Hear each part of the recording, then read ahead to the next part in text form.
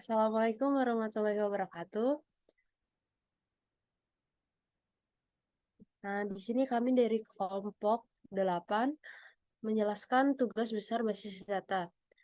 Anggota kelompok 8 yaitu yang pertama Dara Cantika Dewi dengan NIM 121450127, yang kedua Christian Arfianus Nathanael Biran dengan NIM 121450112, yang ketiga Muhammad Syahid Burhan dengan NIM 120450092, dan yang keempat, Afifah Syaharani dengan NIM 121450097. Di sini kami akan menjelaskan tugas besar basis data. Yang pertama, DML. DML adalah singkatan untuk Data Manipulation Language. DML memberikan perintah yang digunakan untuk menyisipkan, memperbarui, atau menghapus record dalam basis data.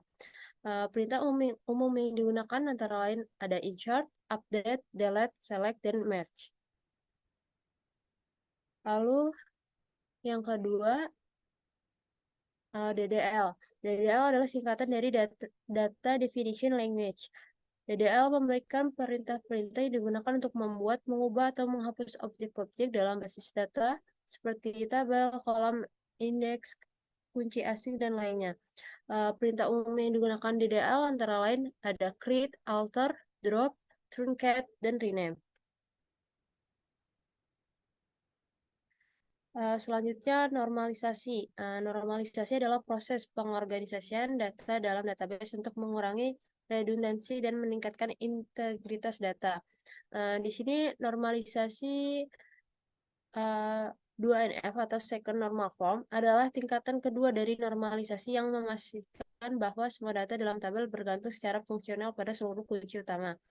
Dengan menerapkan normalisasi second normal form, tabel akan dibagi menjadi beberapa tabel terkait yang mengurangi redundansi dan anomali data. Selanjutnya, database. Database adalah kumpulan data yang terorganisir sehingga dapat dengan mudah diakses, dikelola, dan diperbarui. Basis data digunakan untuk menyimpan semua jenis informasi seperti catatan pelanggan, inventaris produk, dan data keuangan. Database sangat penting untuk bisnis dari semua ukuran karena membantu meningkatkan efisiensi, akurasi, dan keamanan.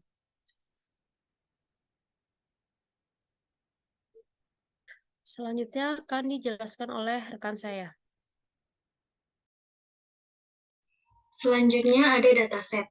Data bank berjalan seperti bank digital lainnya, tetapi tidak hanya untuk aktivitas perbankan, mereka juga memiliki platform penyimpanan data terdistribusi paling aman di dunia.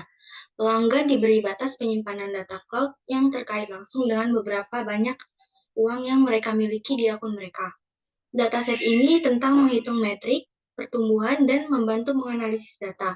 Dataset ini langsung dilakukan normalisasi hingga menjadi 3 tabel.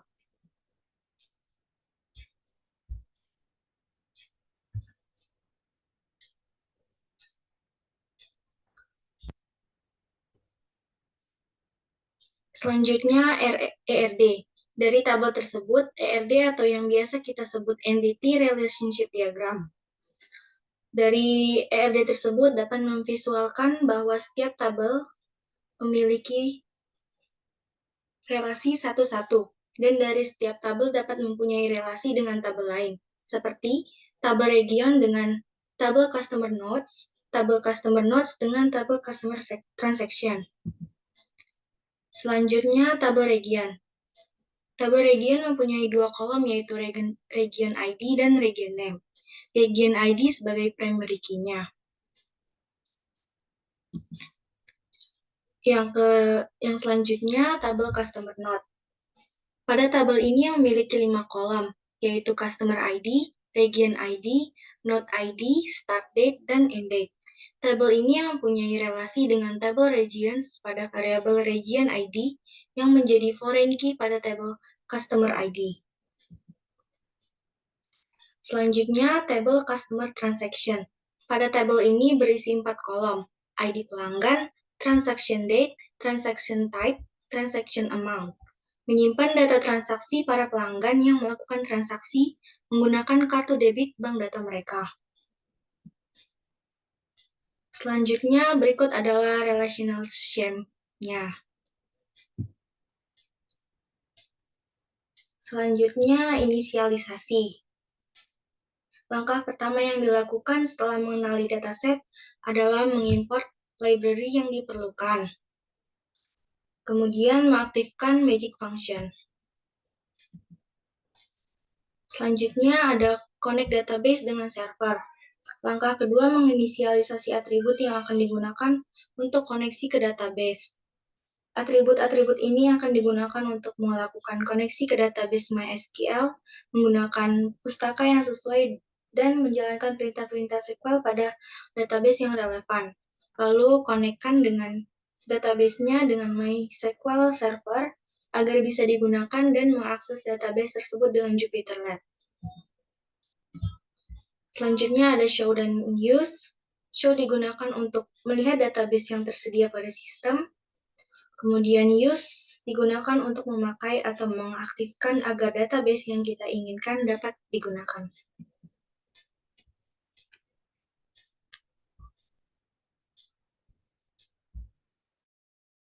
Selanjutnya adalah create table. Di sini create table ada 3 table yang dibuat. Yang pertama adalah table customer notes.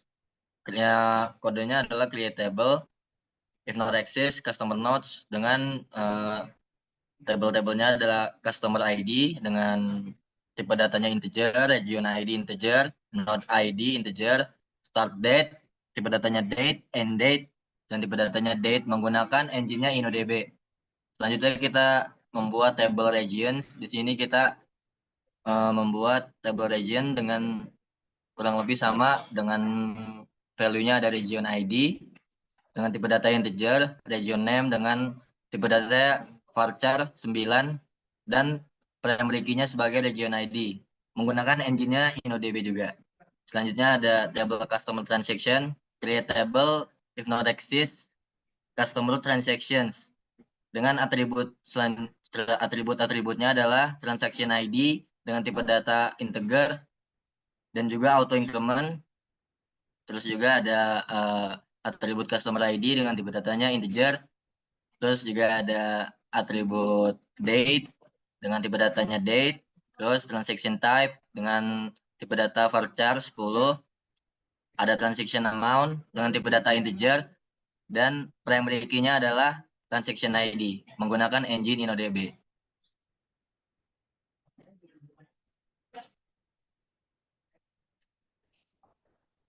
Primary key, di sini primary key yang pada table customer notes kita ubah menggunakan constraint customer region primary key.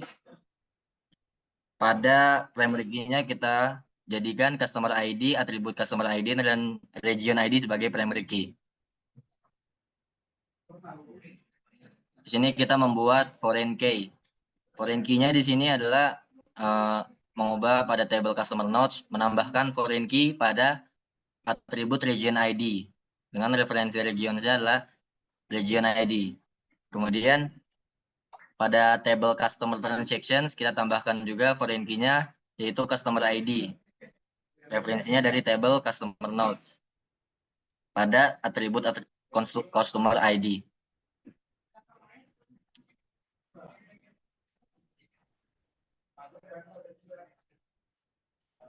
Sini kita menambahkan value pada atribut region ID dan region name dari table regions. Yang pertama ada Australia, kedua Amerika, ketiga Afrika, keempat Asia, dan kelima Europe.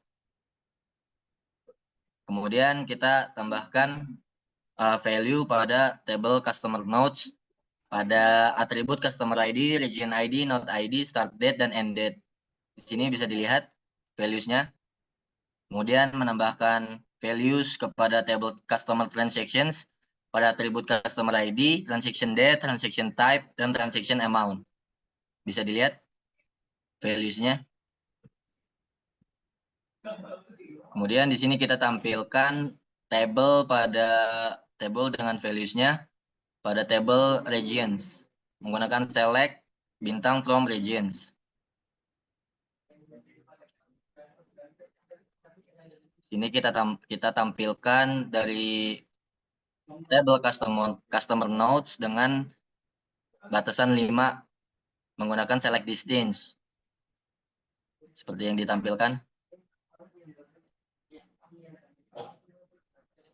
Sini kita menggunakan select distinct untuk menampilkan table customer transaction dengan batasan 5.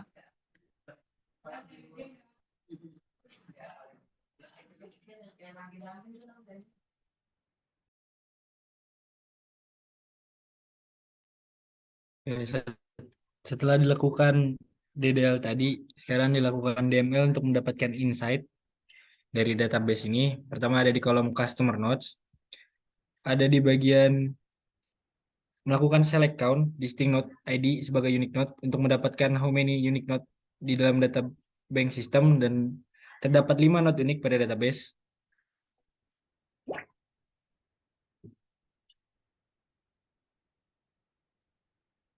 Lalu ada dilakukan select region ID dan menghitung node ID untuk mendapatkan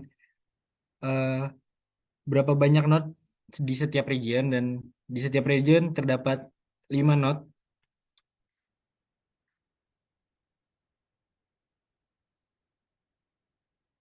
Kemudian melakukan select region ID dan menghitung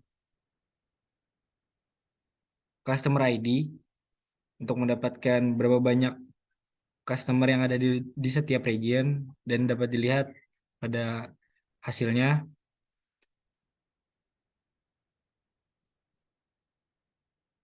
Kemudian pada bagian customer transaction ini menjelaskan banyaknya transaksi yang terjadi untuk setiap jenis transaksi dan jumlah uangnya. Terlihat deposit paling tinggi.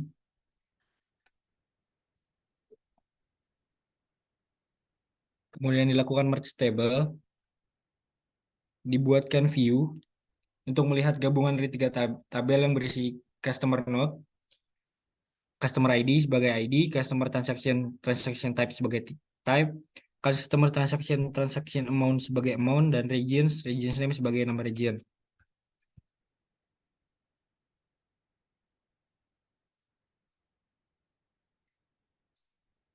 Kode ini menjelaskan jumlah transaksi untuk setiap tipe dan dikelompokkan berdasarkan regionnya dan diurutkan berdasarkan total. Terlihat dari tabel, deposit pada region Amerika paling tinggi dan withdraw dari Europe paling rendah.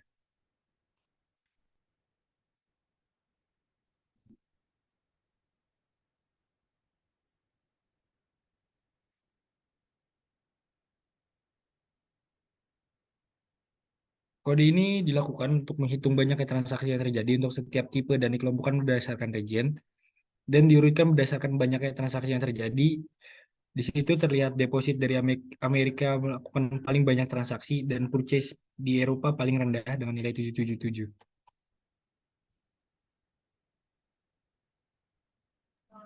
Selanjutnya DCL, sekumpulan pernyataan dalam SQL yang digunakan untuk mengontrol akses ke dalam database.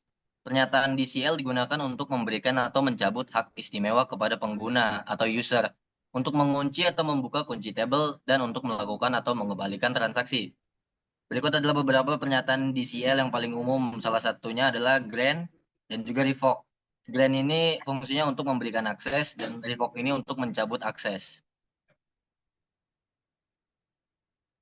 Contohnya di sini adalah kita membuat create user root pada localhost, create user 1, create user 2. Di sini kita membuat 3 user. Selanjutnya adalah grants. Di sini kita menggunakan fungsi grant insert, fungsi grant untuk memberikan akses kepada user 1, yaitu insert dan delete pada database to bus. Kemudian kita menggunakan fungsi grant kepada user 2 untuk memberikan akses untuk melakukan update dan delete pada database to bus. Selanjutnya saya serahkan kepada moderator. Baik, sekian presentasi tugas besar basis data dari kelompok 8 kelas RB. Apabila ada kesalahan, kami mohon maaf. Kami akhiri. Wassalamualaikum warahmatullahi wabarakatuh.